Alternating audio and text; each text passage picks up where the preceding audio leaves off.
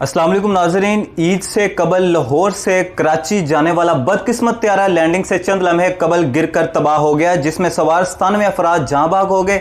त्यारे हादसे की तहकीकात जारी हैं, जिस दौरान यह अहम इंकशाफ हुआ कि जहाज के तबाह होने से कबल पायलट ने त्यारे को लैंड करवाने की कोशिश की थी, जिसके निशानात रनवे पे मौजूद हैं और वीडियो भी सामने आ गई है। हम आपको वीडियो भी दिखाते हैं, लेकिन अगर आपने हमारा चैनल पाकिस्तान न्यूज़ सब्सक्राइब नहीं किया तो फौरी कर लें, बेल आइकन पर दबाना ना भूलें ताकि मुस्तकबिल में आने वाली वीडियो आप तक पहुंच सके। अब हम वापस अपनी कहानी की जानिब चलते हैं। त्यारे हादसे की तहकीकात करने वाली 4 रुकनी टीम ने ईद के दूसरे रोज भी अपना काम जारी रखते हुए जाए हादसा और जिना टर्मिनल एयरपोर्ट रनवे का दौरा किया, जिस दौरान पायलट की जानिब से जहाज की बैली लैंडिंग के लिए की जाने वाली कोशिश के शवाहिद इकट्ठे किए गए।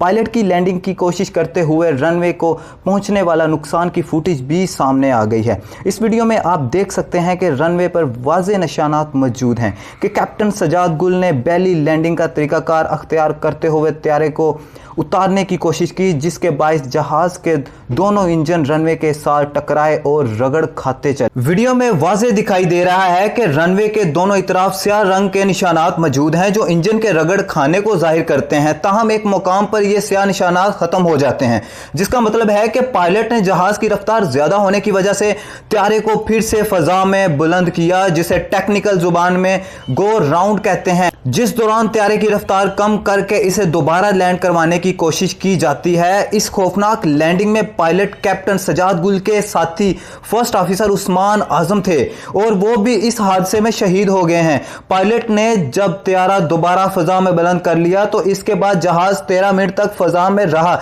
लेकिन लैंडिंग से चंद लम्हे कबल रनवे से तकरीबन 5 किलोमीटर पीछे गुंजानाबाद इलाके मॉडल कॉलोनी में घर पर ही गिरकर तबाह हो गया और कई घरानों में सफ मातम बिछ गई। जी नाज़रीन, उम्मीद करता हूँ आपको हमारी ये वीडियो पसंद आई होगी। ऐसी मज़ीद वीडियो देखने के लिए हमारे चैनल को सब्सक्राइब कीजिएगा, लाइक कीजिएगा और ज़्यादा से ज़्यादा आगे शेयर कीजिएगा। इसी के साथ अपने मेज़बान वकार यूनुस को दीजिए इजाज़त। अल्लाह निगहबान।